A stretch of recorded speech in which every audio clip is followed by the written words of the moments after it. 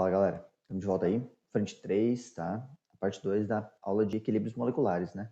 Lembra que foram aquelas aulas que eu dividi lá da 27 a 30 em 2 vídeos, então semana passada eu subi para vocês a parte inicial, envolvendo toda a parte de constante em função da concentração, e hoje a gente trabalha com a constante em função da pressão parcial e com as relações dessa constante e o cálculo da constante em função da concentração.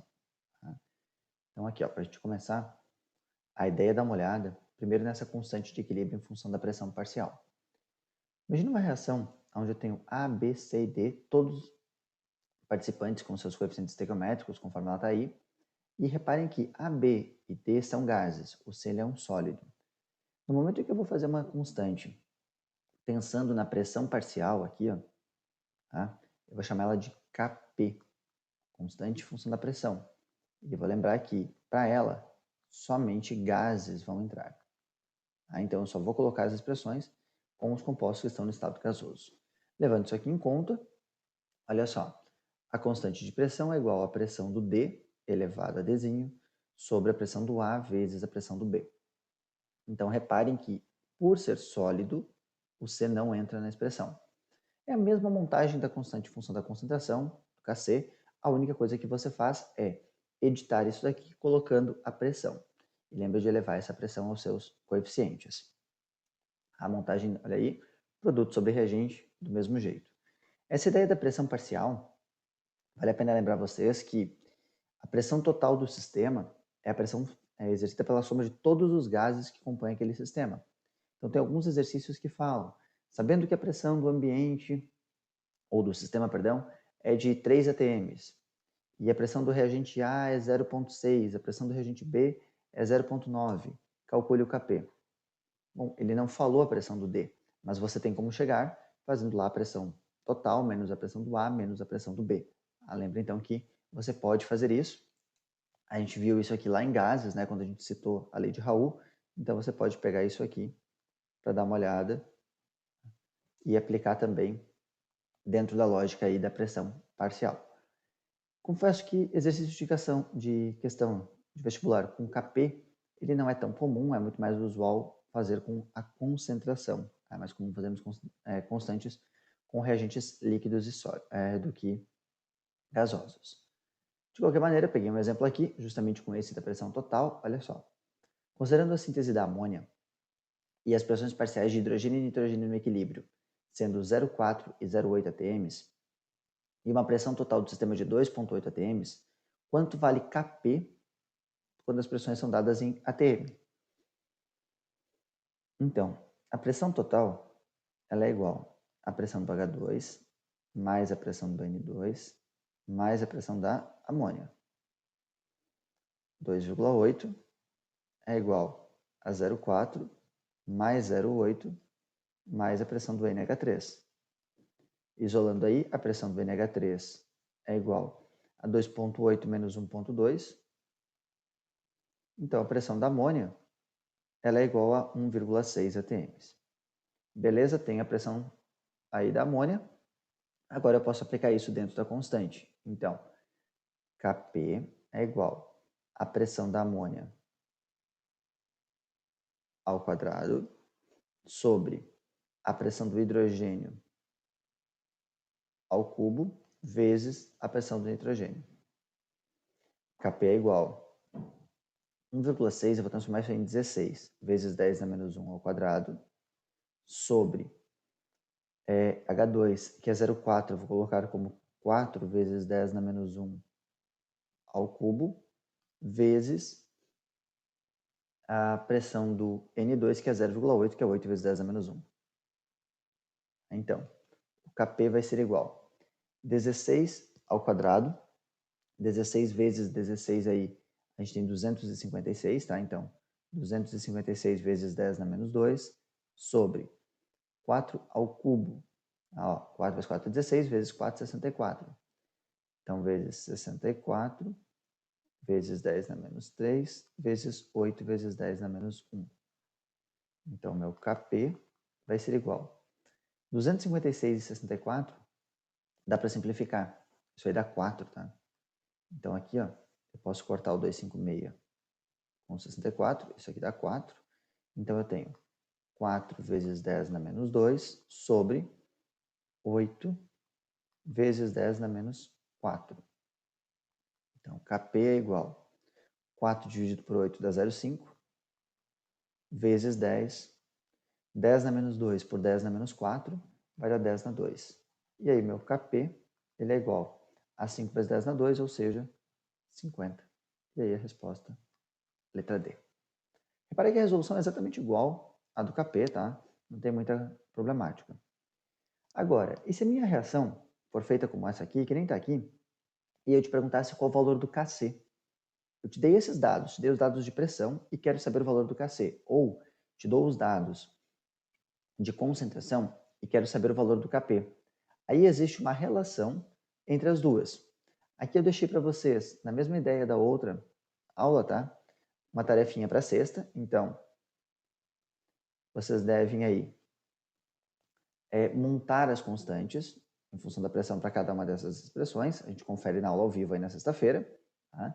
E a gente olha a relação. Como é que fica essa relação? A constante em função da pressão é igual a constante em função da concentração vezes RT, ou seja, constante universal dos gases, vezes a temperatura em Kelvin, elevado a ΔN, onde ΔN é a variação do número de mol. Quantos mols de produto, menos quantos mols de reagentes eu tenho. Lembrando, produto e reagente no estado gasoso. Então, se a gente pegar um exemplo, aqui, ó, antes de fazer a perguntinha, daquela reação que apareceu ali. Era N2 mais 3H2, formando, né, em equilíbrio aí, 2NH3. Quanto é que é o ΔN para essa expressão, para a síntese da amônia? 2 mols de produto gasoso menos 4 mols de reagente gasoso. ΔN é igual a menos 2. E aí aqui eu aplicaria, então, o menos 2. E aí uma pergunta, quando é que Kc é igual a Kp?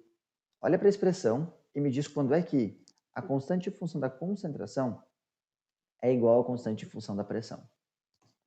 Então, galera, para responder essa pergunta, a gente tem duas situações. A primeira delas, e a mais viável do ponto de vista químico, é pensar que qualquer coisa elevado a zero dá 1. Então, quando ΔN for igual a 1, igual a zero, perdão, desculpa, né? Quando ΔN for igual a zero, o RT elevado a zero vai dar 1, Kp vai ser igual a Kc. Então, uma opção é essa, e essa aqui é a opção mais viável do ponto de vista químico. A outra opção que eu tenho é que 1 elevado a qualquer número dá 1. Né? Então, o que vai acabar acontecendo aqui? Eu posso ter uma situação onde eu tenho 1 e o meu R vezes T vai ter que dar esse 1. Então, como é que eu vou fazer para R vezes T ser igual a 1?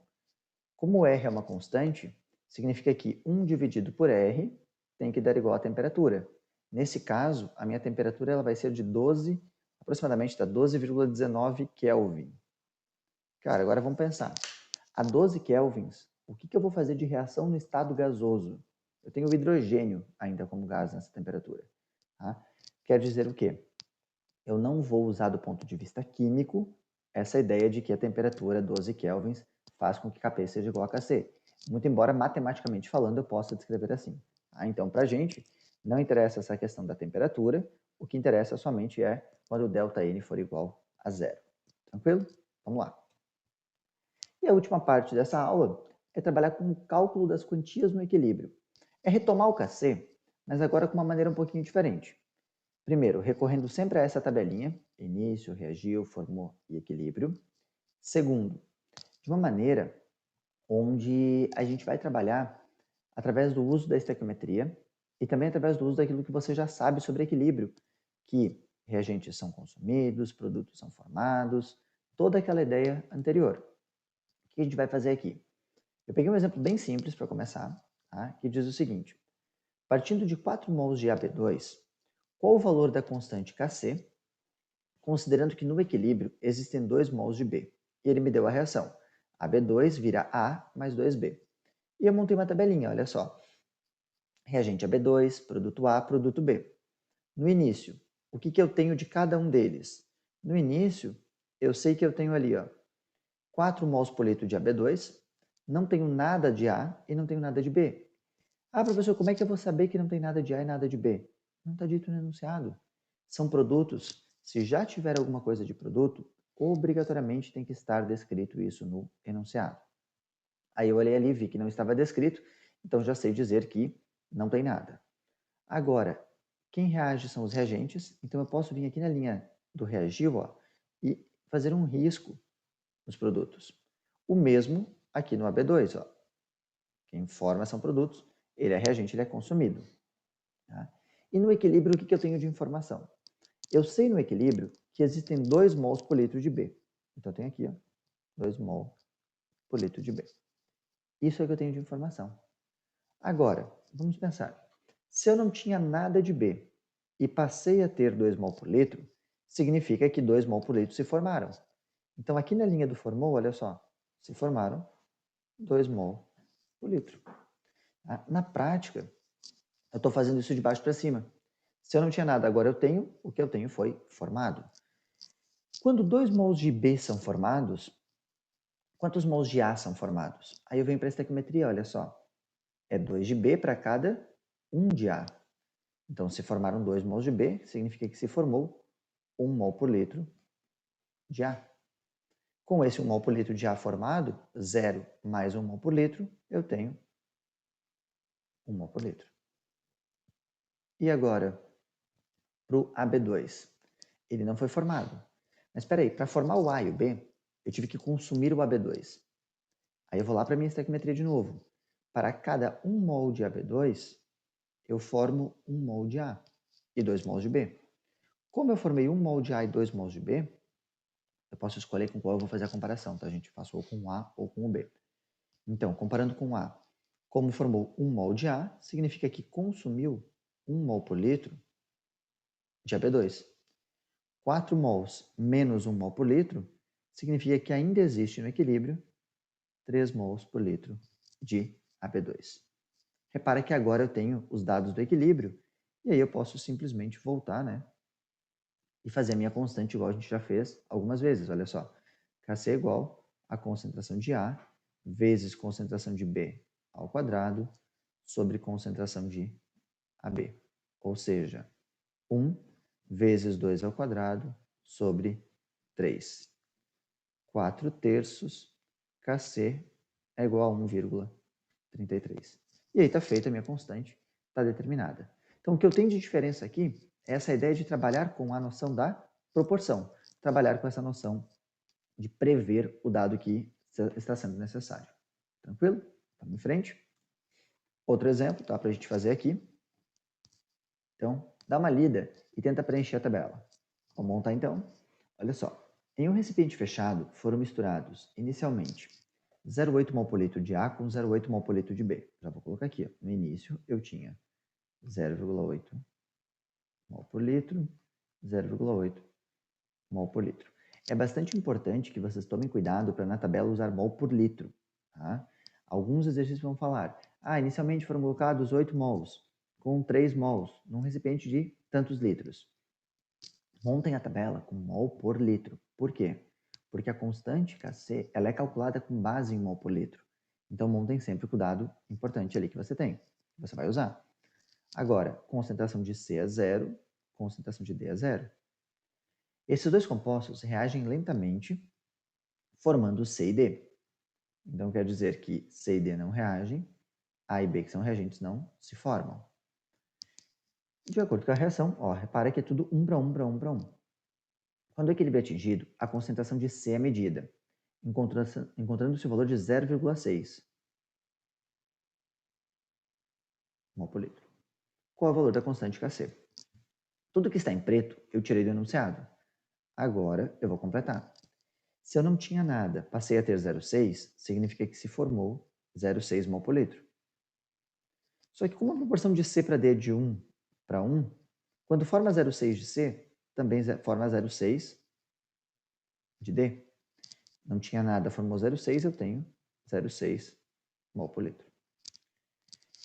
E, para formar 0,6 mol por litro de C, a proporção de B para C é de 1 para 1. Então, precisa reagir, ou seja, consumir 0,6 mol por litro de B. Eu tinha 0,8, gastei 0,6, eu tenho 0,2 mol por litro. E o mesmo se aplica ao A. Eu tinha 0,8, vou ter que gastar 0,6, porque também é para uma proporção aqui, ó. Vai sobrar também, né, 0,2 mols por litro. Agora eu posso aplicar o cálculo da constante, olha só. Kc é igual a concentração de C vezes concentração de D sobre concentração de A vezes concentração de B. Kc é igual a 6 vezes 10 na menos 1 vezes 6 vezes 10 na menos 1 sobre 2 vezes 10 na menos 1 vezes 2 vezes 10 na menos 1. Então, o Kc é igual 10 na menos 2 em cima, 10 na menos 2 embaixo, eu posso simplificar. 36 dividido por 4, Kc é igual a 9. Então, está calculada a minha constante em função aí da concentração. Eu podia simplificar o 6 por 2, dava 3 vezes 3, já dava 9 aí, a nossa constante. Exemplo legal, no Tetra de vocês tem algumas questões dessas para fazer, tá? Sugiro que vocês façam. Essa é a versão mais elaborada de um exercício de equilíbrio, porque envolve estequiometria. Uma coisa que a gente falou já no atendimento, mas na aula ao vivo aí, mas vamos retomar, é a ideia do quociente de equilíbrio ou quociente de reação. Ele é um parâmetro de comparação, gente, para dizer se o teu equilíbrio já foi atingido ou ainda não. Então, ele é montado exatamente igual ao Kc, tá? E ele vai ser usado para a situação que está aqui embaixo. Quando o QC, essa situação hipotética, for resultante de um valor igualzinho ao valor da constante Kc, significa que o sistema já está em equilíbrio. Se ele for diferente, o sistema está fora do equilíbrio. Então lembra que o QC ele é um parâmetro de comparação, tá? Você vai comparar uma situação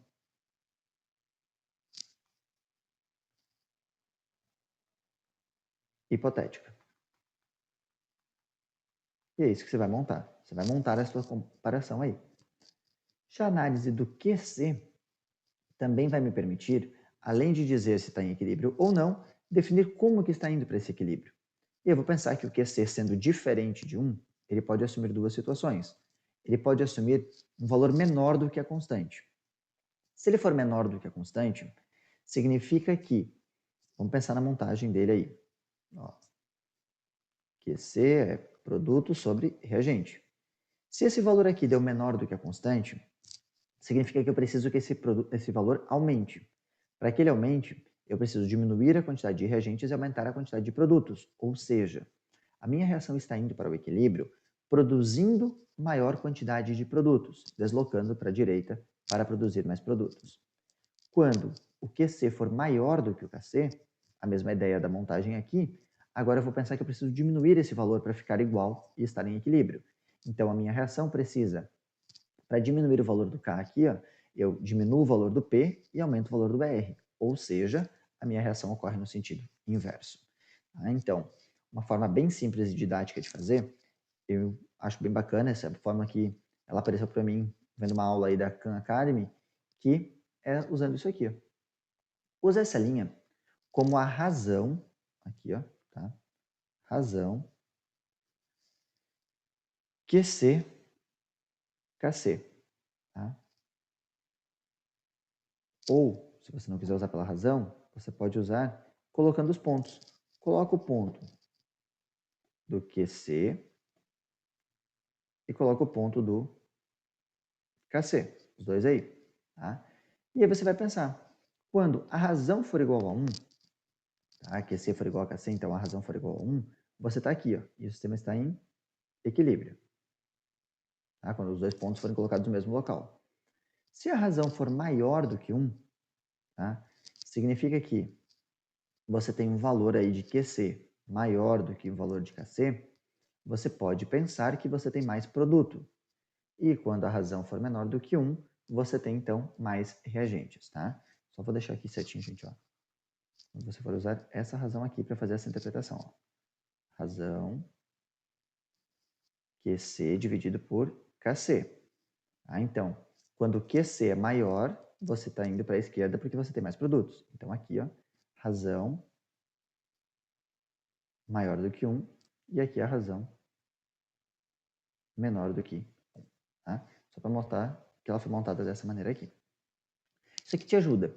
E principalmente essa ideia do favorece a esquerda, favorece a direita, está baseada no próximo vídeo aí, que vai ser princípio de Le Chatelier, ou a nossa aula de deslocamento de equilíbrio. Galera, resolvam os exercícios do Tetra, tá? Na sexta-feira aí a gente vai fazer a correção desses exercícios e também resolver alguns outros aí que eu já separei para fazer com vocês. Grande abraço, lembra que tem aquela listinha lá no Estudos. Encontro vocês aí na próxima aula. Muito obrigado. Sempre uma honra estar junto com vocês, né? Grande abraço e até a próxima.